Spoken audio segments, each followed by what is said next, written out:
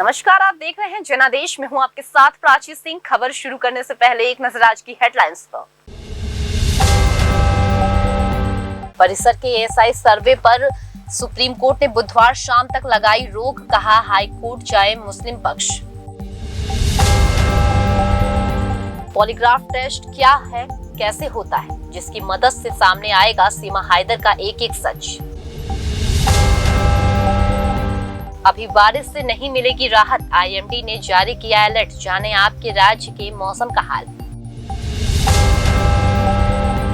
चाचा पारस पर भतीजे चिराग ने लगा दिया ये गंभीर आरोप, एनडीए को लेकर कह दी बड़ी बात। कहां तक पहुंचा चंद्रयान 3, किस कक्षा में किया प्रवेश। आप सांसद संजय सिंह मानसून सत्र से सस्पेंड, राज्यसभा में मणिपुर मुद्दे पर सभापति से बहस कर रहे थे, दोनों सदन 2 बजे तक स्थगित। अब समाचार विस्तार से। ज्ञानवापी परिसर के सर्वे के खिलाफ मुस्लिम पक्ष ने सुप्रीम कोर्ट में याचिका दाखिल की है। इस पर सुप्रीम कोर्ट ने कहा कि आप हाई कोर्ट में याचिका दाखिल करें, बुधवार तक सर्वे पर रोक लगा सकते हैं। यूपी के वाराणसी में जारी ज्ञानवापी परिसर के एएसआई सर्वे पर रोक लगाने की मांग करते हुए मुस्लिम पक्ष ने सुप्रीम कोर्ट में याचिका दायर की है। इस मामले में सुप्रीम कोर्ट ने ज्ञानवापी में चल रहे एएसआई की सर्वे पर बुधवार शाम 5 बजे तक रोक लगा दी और मुस्लिम पक्ष से कहा कि आप हाई कोर्ट जाएं। इससे पहले सुप्रीम कोर्ट ने कहा कि हम एएसआई से कह सकते हैं कि तब तक यथास्थिति रहे। वहीं मुस्लिम पक्ष की मांग थी कि सर्वे पर रोक लगा दी जाए। सीजेआई ने कहा कि हम एएसआई को निर्देश दे सकते हैं कि फिलहाल कोई खुदाई ना हो, इसकी सुनवाई शुक्रवार को कर सकते हैं। बता दें कि आज मुस्लिम पक्ष ने ज्ञानवापी सर्वे का मामला सीजेआई के बेंच के सामने रखा। वहीं हिंदू पक्ष ने सर्वे पर रोक लगाने की मुस्लिम पक्ष की मांग का विरोध किया। हिंदू पक्ष ने कहा कि जो सर्वे हो रहा है उसमें सील किया हुआ एरिया शामिल है। सीजेआई ने कहा कि मामला पहले से 28 जुलाई की सुनवाई के लिए लिस्ट है। तब मुस्लिम पक्ष के वकील ने कहा कि हमें उससे दिक्कत नहीं है, जिला जज ने सर्वे का आदेश दे दिया है, इसलिए जल्द ही सुनवाई की मांग के साथ हम सुप्रीम कोर्ट पहुंचे। सीजेआई ने कहा कि आप हाई कोर्ट क्यों नहीं जाते। सीजेआई ने सलाह दी कि आप हाई कोर्ट से सर्वे पर रोक की मांग करें। फिर मुस्लिम पक्ष ने कहा कि ये सर्वे आपके पुराने आदेश का उल्लंघन है, हम फिलहाल रोकना चाहते हैं। हिंदू पक्ष ने सर्वे पर रोक की मुस्लिम पक्ष की मांग का विरोध किया है। हिंदू पक्ष ने कहा कि एएसआई सर्वे की याचिका सुनवाई की लिस्ट नहीं है, सर्वे पर रोक का औचित्य नहीं है। सीजेआई ने पुलिस पक्ष से कहा कि आप चाहें तो हम आपको 2 हफ्ते का वक्त दे सकते हैं ताकि आप हाई कोर्ट का रुख कर सकें। इस दरमियान वहां खुदाई जैसे कोई काम नहीं होगा। अगर एएसआई सिर्फ वहां मापना, फोटोग्राफी जैसे कि काम कर रहा है तो उस जगह का स्वरूप कैसे बदल सकता है। सीजेआई ने कहा कि अभी संभावनाओं पर विचार कर रहे हैं। वहीं सोशलिस्ट जर्नल ने कहा कि बेहतर होगा कि हाई कोर्ट ही इस केस को मेरिट पर सुन ले। मुस्लिम पक्ष ने कहा कि अगर सुप्रीम कोर्ट फिलहाल सर्वे पर रोक की मांग कर रही है तो इससे कोई नुकसान नहीं होने वाला। अभी तो ये तय भी नहीं हुआ कि हिंदू पक्ष का दावा सुनवाई के लायक है या नहीं। फिर सर्वे की इस कवायदा का मतलब क्या है। मुस्लिम पक्ष ने वकील ने इलाहाबाद हाई कोर्ट के 2021 में दिए आदेश का हवाला किया। मुस्लिम पक्ष ने कहा कि तब हाई कोर्ट ने एएसआई सर्वे से इनकार कर दिया था, फिर जिला जज कैसे ये आदेश पास कर सकते हैं। मुस्लिम पक्ष ने कहा कि इस साल मई में सुप्रीम कोर्ट ने शिवलिंग वाली जगह पर सर्वे को लेकर रोक लगा दी थी। सीमा हैदर की कई दावे झूठ निकल चुके हैं। इस बीच खबर आ रही है कि सच जानने के लिए सीमा हैदर का पॉलीग्राफ टेस्ट हो सकता है। सीमा हैदर एक जासूस है या वो सच में सचिन के प्यार में अवैध तरीके से भारत आई है। ऐसे कई सवाल हैं जिनका जवाब जानने में जांच एजेंसी जुटी हुई है। कयास लगाया जा रहा है कि सीमा हैदर के सच का पता लगाने के लिए जांच एजेंसी उसका पॉलीग्राफ टेस्ट भी करवा सकती है। बता दें कि पॉलीग्राफ टेस्ट नार्को टेस्ट से अलग होता है, जिसके लिए कोर्ट में मंजूरी लेने की जरूरत पड़ती है। सीमा हैदर के दावों की हकीकत जानने के लिए जिस पॉलीग्राफ टेस्ट की जरूरत बताई जा रही है, आइए उसके बारे में जानते हैं कि क्या है पॉलीग्राफ टेस्ट। आरोपी को बेहोशी का इंजेक्शन दिया जाता है। बल्कि उसमें आरोपी के शरीर पर कार्डियो कफ जैसे मशीनें लगाई जाती हैं। इन मशीनों के जरिए ब्लड प्रेशर, नब्ज, सांस, पसीना और ब्लड फ्लो को मापा जाता है। इसके बाद आरोपी से उन सवालों के जवाब पूछे जाते हैं जिसमें विरोधाभास होता है। झूठ बोलने पर आरोपी घबरा जाता है, जिससे मशीन पकड़ लेती है। पॉलीग्राफ टेस्ट के नतीजे सबूत नहीं माने जाते, लेकिन ये सबूत जुटाने का जरिया होता है। सीमा हैदर की पॉलीग्राफ टेस्ट की जरूरत महसूस होने की एक बड़ी वजह आर्मी में काम करने वाले लोग से उनकी कथित दिलचस्पी भी बताई जा रही है। सीमा पर भारतीय सेना से जुड़े लोगों को सोशल मीडिया पर फ्रेंड रिक्वेस्ट भेजने का आरोप लगा है। जब ये मामला सामने आया तो भारत की जांच एजेंसी का कान खड़े हो गए और जब यूपी एटीएस ने उससे पूछताछ शुरू की तो ये मामला भी सामने आया। यूपी एटीएस ने सीमा से पूछा कि आपने सेना के लोगों को फ्रेंड रिक्वेस्ट क्यों भेजी, इसके पीछे मकसद क्या था। इसके जवाब में सीमा ने कहा कि सचिन के अलावा भी सोशल मीडिया पर मेरे दोस्त हैं, मेरे नाम से कई और अलग आईडी बना रखी है, मेरे आईडी किसी और के फोन में लॉगिन है, इससे ही इन रिक्वेस्ट को एक्सेप्ट किया होगा। मैंने सिर्फ फेसबुक चलाया था। सेना से जुड़े लोगों के बारे में मेरे ऊपर गलत आरोप लगाया जा रहा है। गौरतलब है कि सचिन की मोहब्बत की वजह से भारत आने के सीमा हैदर के दावे पर सवाल उठ रहे हैं और सच जानने के लिए पॉलीग्राफ टेस्ट की जरूरत महसूस की जा रही है। ऐसे में सीमा के कुछ दावों में विरोधाभास की वजह पॉलीग्राफी टेस्ट की जरूरत बताई जा रही है। सीमा हैदर ने यूपी एटीएस से पूछताछ में नेपाल के पशुपतिनाथ मंदिर में सचिन से शादी करने का दावा किया, जबकि पशुपति क्षेत्र विकास कोष के प्रवक्ता रेवती रमन के हवाले से दावा किया गया कि पशुपतिनाथ मंदिर में शादियां नहीं होती हैं। सीमा और सचिन ने नेपाल के new Vinayak Rolpa जल्पा Rukmini guest house में ठहरने की बात कही थी, लेकिन कई रिपोर्ट में ये सामने आया कि सीमा गलत नाम से जन्मदिन बताकर गेस्ट हाउस में 7 दिन रुकी। सीमा ने पहले खुद को पाकिस्तान के सामान्य गरीब परिवार की बेटी होने का दावा किया, जबकि बाद में ये खुलासा हुआ कि सीमा का भाई और चाचा पाकिस्तानी सेना में काम करते हैं। सीमा ने पबजी के जरिए सचिन के संपर्क में आने का दावा किया, जबकि पबजी पर सीमा ने मारिया खान नाम से अपना अकाउंट बनाया था। सीमा ने ये सच क्यों छुपाया, इसे जानने के लिए पॉलीग्राफ टेस्ट की जरूरत महसूस की जा रही है। भारी बारिश और नदियों में उफान के बाद राष्ट्रीय राजधानी दिल्ली के अलावा कई राज्यों में बाढ़ जैसे हालात बन गए हैं और इस बीच भारत मौसम विज्ञान विभाग ने कई राज्यों में मूसलाधार बारिश को लेकर चेतावनी जारी की है। महाराष्ट्र और गुजरात समेत कई राज्यों में भारी बारिश के बाद बाढ़ जैसे हालात हो गए हैं। वहीं राष्ट्रीय राजधानी दिल्ली में यमुना एक बार फिर खतरे के निशाने से ऊपर पहुंच गई है। इस भारत मौसम विज्ञान यानी कि आईएमडी ने कई राज्यों में मूसलाधार बारिश को लेकर चेतावनी दी है और कई राज्यों के लिए रेड अलर्ट जारी किया है। मौसम विभाग के मुताबिक 27 जुलाई तक पश्चिम हिस्से से लेकर मध्य भारत और पूर्वी हिस्से तक तेज बारिश का संभावना जताई जा रही है। भारत मौसम विज्ञान विभाग यानी आईएमडी के अनुसार राष्ट्रीय राजधानी दिल्ली में आज 24 जुलाई भी बारिश के आसार हैं। इससे पहले कल शाम को भी दिल्ली एनसीआर के कई इलाकों में बारिश हुई थी, जिससे लोगों की भीषण गर्मी से राहत मिली, लेकिन यमुना के बढ़ते जल स्तर के बीच बारिश ने चिंता बढ़ा दी है। रविवार शाम को यमुना का जल स्तर 206.40 मीटर पर पहुंच गया था। इस बीच हथनी कुंड बैराज से लगातार पानी छोड़े जाने के बाद यमुना में एक बार फिर बाढ़ जैसे हालात हो गए हैं। यमुना नदी का जल स्तर बढ़ने से फिर बाढ़ का खतरा मंडराने लगा है और दिल्ली के कई हिस्सों में चेतावनी जारी की गई है।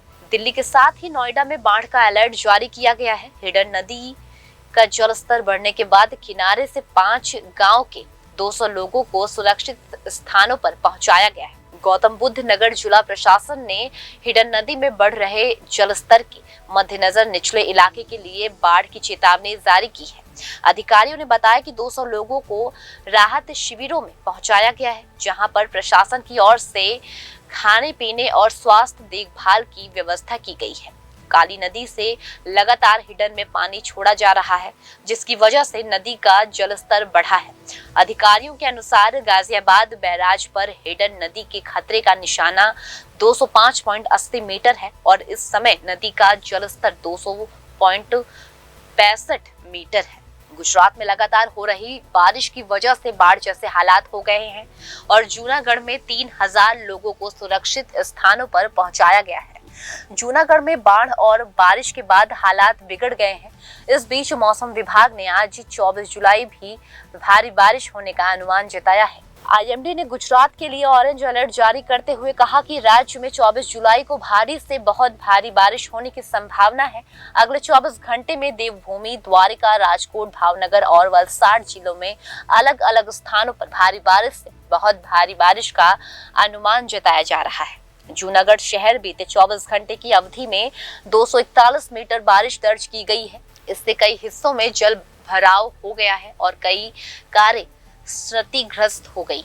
मध्य प्रदेश में आज यानी 24 जुलाई भी भारी बारिश का दौर जारी रहेगा। कई जिलों के लिए मौसम विभाग ने ऑरेंज अलर्ट जारी किया है। मौसम विभाग ने कई जिलों में भारी बारिश से अति भारी बारिश का पूर्ण अनुमान जताते हुए ऑरेंज अलर्ट जारी किया है। मौसम विभाग ने बताया कि मध्य प्रदेश के कई जिलों में 24 से 27 जुलाई तक भारी बारिश, अति भारी बारिश हो सकती है। इसके साथ ही मौसम विभाग आईएमडी ने महाराष्ट्र में भी भारी बारिश की आशंका जताते हुए कई जिलों के लिए ऑरेंज अलर्ट जारी किया है। मौसम विभाग के अनुसार आज महाराष्ट्र के पालघर, रायगढ़, रत्नागिरी और सिंधुदुर्ग में भारी बारिश का अनुमान है। इसके साथ ही मौसम विभाग ने मुंबई और ठाणे में भी बारिश का येलो अलर्ट जारी किया है। इससे पहले रविवार को भी मुंबई के कई इलाकों में तेज बारिश हुई। इसके अलावा भारत आईएमडी ने कई राज्यों में बारिश की संभावना जताई है। मौसम विभाग के अनुसार आज 24 जुलाई उत्तराखंड, हिमाचल प्रदेश, राजस्थान, चंडीगढ़, पंजाब, हरियाणा और उत्तर प्रदेश में गुरुवार तक हल्की से मध्यम बारिश होने का अनुमान जताया है। इसके साथ ही विदर्भ, छत्तीसगढ़, अरुणाचल प्रदेश, असम, मेघालय और कर्नाटक में भी बारिश हो सकती है। लोक जनशक्ति पार्टी के पूर्व अध्यक्ष चिराग पासवान के रविवार को अपने चाचा और केंद्रीय मंत्री पशुपति कुमार पारस पर भाजपा के नेतृत्व वाले गठबंधन में उनके प्रवेश पर सवाल उठाकर राजग की छवि खराब करने का आरोप लगाया। लोक जनशक्ति पार्टी के पूर्व अध्यक्ष चिराग पासवान ने रविवार को अपने चाचा और केंद्रीय मंत्री पशुपति कुमार पारस पर भाजपा के नेतृत्व वाले गठबंधन में उनके प्रवेश पर सवाल उठाकर राजग की छवि खराब करने का आरोप लगाया है। देर शाम यहां पत्रकारों से बात करते हुए चिराग ने अपने चाचा को हाल ही में दिल्ली में राजग की बैठक में प्रधानमंत्री नरेंद्र मोदी द्वारा किए गए स्वागत की याद दिलाई है। उन्होंने कहा, प्रधानमंत्री द्वारा सबके सामने मुझे गले लगाए जाने के कुछ ही दिनों बाद उन्होंने इस तरह के बयान देते हुए सुनना हैरान करने वाला है। इस तरह के बयान गठबंधन को बदनाम करते हैं। चिराग ने कहा, जब मैं अपने पिता की मृत्यु के बाद कथित तौर पर गुजर रहा था तो प्रधानमंत्री मेरे साथ खड़े थे। यही कारण है कि जब मैं औपचारिक रूप से राजग का हिस्सा नहीं था तब मैंने कभी उनके खिलाफ नहीं बोला। चिराग ने यह भी कहा कि प्रधानमंत्री के साथ मेरे बेहतर रिश्ते के कारण ही मैंने पिछले साल कुछ विधानसभा सीटों पर हुए उपचुनाव में भाजपा के लिए प्रचार किया था। हालांकि उस समय मैं राजग में नहीं था। जमुई के सांसद चिराग ने ये भी कहा कि वह अपने दिवंगत पिता के क्षेत्र हाजीपुर के बारे में पारस से बात करने के लिए तैयार है, जिसका प्रतिनिधित्व उनके चाचा लोकसभा में करते हैं।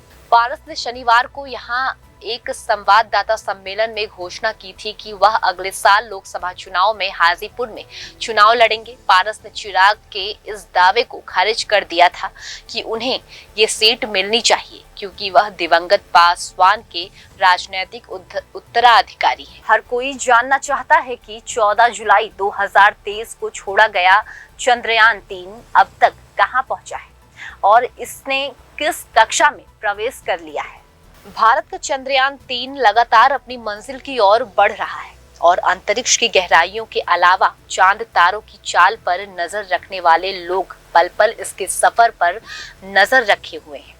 पूरे देश इसकी सफलता की कामना कर रहा है और हर कोई ये जानना चाहता है कि चंद्रयान 3 अब तक कहां पहुंचा है और इसने किस कक्षा में प्रवेश किया है। चंद्रयान 3 फिलहाल चौथे ऑर्बिट में है और पृथ्वी के चक्कर लगा रहा है। इसरो से मिली जानकारी के मुताबिक चंद्रयान 3 5वीं कक्षा में 25 जुलाई को प्रवेश करेगा और इसके बाद वह पृथ्वी के ऑर्बिट से सफलतापूर्वक आगे निकल जाएगा। इसके बाद चंद्रयान 3 के चक्कर लगाया और फिर चांद की सतह पर कदम रखेगा। जानकारी के मुताबिक चंद्रयान 3 31 जुलाई को 1 अगस्त की रात को चांद की तरफ भेजा जाएगा और ये धरती के ऑर्बिट से निकलकर चांद के ऑर्बिट में पहुंच जाएगा। इसके बाद चंद्रयान 3 चांद का चक्कर लगाएगा और फिर 23 अगस्त को चांद पर कदम रखेगा। बता दें कि चंद्रयान 3 को 14 जुलाई को दोपहर 2:35 पर आंध्र प्रदेश के श्रीहरिकोटा से सतीश धवन स्पेस सेंटर से लॉन्च किया गया था और 15 जुलाई को सफलतापूर्वक पृथ्वी की दूसरी कक्षा में पहुंच गया था। इसरो के वैज्ञानिक लगातार चंद्रयान 3 की एक गतिविधि पर नजर बनाए हुए हैं और धीरे धीरे इसकी गति को बढ़ा रहे हैं। संसद के मानसून सत्र का आज तीसरा दिन है। दोनों सदनों की कार्यवाही को 2 बजे तक स्थगित कर दिया गया है। राज्यसभा में मणिपुर मुद्दे पर सभापति जगदीप धनखड़ से बहस कर रहे आप सांसद संजय सिंह को बाकी मानसून सत्र से सस्पेंड कर दिया गया है। राज्यसभा में केंद्रीय मंत्री पीयूष गोयल संजय सिंह को सस्पेंड करने का प्रस्ताव लेकर आए। ये प्रस्ताव ध्वनि मत से पास हो गया, जिसके बाद सभापति जगदीप धनखड़ ने संजय सिंह के खिलाफ कार्रवाई की। संसद के दोनों सदन में विपक्षी सांसदों ने मणिपुर मुद्दे पर जमकर नारेबाजी की। उन्होंने मांग उठाई कि प्रधानमंत्री मोदी संसद के दोनों सदनों में मणिपुर मामले पर बयान दें। वहीं रक्षा मंत्री राजनाथ सिंह ने कहा कि हम संसद में चर्चा करने के लिए तैयार हैं। राज्यसभा में मणिपुर मुद्दे पर चर्चा को लेकर सभापति जगदीप धनखड़ और टीएमसी सांसद डेरेक और ब्रायन के बीच बहस हो गई। धनखड़ ने कहा कि आप सभापति को चुनौती दे रहे हैं। इसके बाद सदन में हंगामा होने लगा तो धनखड़ ने राज्यसभा को स्थगित कर दिया। आप सांसद राघव चड्ढा ने कहा कि देश की मांग है कि सरकार और पीएम मोदी को मणिपुर के मुद्दे पर बोलना चाहिए। देश में शांति बहाल करने की केंद्र सरकार की जिम्मेदारी है। राज्यसभा के सभापति को हमें मणिपुर मुद्दे पर चर्चा करने की अनुमति देनी चाहिए। कांग्रेस सांसद मनीष तिवारी ने कहा कि मणिपुर की दूसरे राज्य से तुलना करना सही नहीं होगा। मणिपुर में जाति विभाजन है, वहां पिछले 77 से 78 दिनों से हिंसा हो रही है। कांग्रेस सांसद राष्ट्रीय थरूर ने कहा कि प्रधानमंत्री मोदी संसद के सदस्य हैं और इसके प्रति जवाब दें। जो बयान उन्होंने प्रेस को दिया वही बयान वे सांसद के अंदर भी दे सकते हैं। उसके बाद मुद्दे पर चर्चा शुरू हो जाएगी। Tribal affairs ministers Arjun Munda Himachal Pradesh में अनुसूचित जनजातियों की सूची में कुछ समुदाय को शामिल करने के लिए संविधान आदेश विधेयक 2022 राज्यसभा में पेश करेंगे। ये विधेयक पिछले साल लोकसभा द्वारा पारित किया गया था। मानसून सत्र 11 अगस्त तक चलेगा। इस दौरान 17 बैठकें होंगी। केंद्र सरकार मानसून सत्र में 31 बिल ला रहा है। इसमें 21 नए बिल हैं। वहीं 10 बिल पहले संसद में किसी एक सदन में पेश हो चुका है, उन पर चर्चा होगी। सबसे ज्यादा चर्चित बिल दिल्ली में अफसरों के ट्रांसफर पोस्टिंग से जुड़ा अध्यादेश है। फिलहाल खबरों में सिर्फ इतना ही। आगे खबरों में बने रहने के लिए देखते रहिए जनादेश।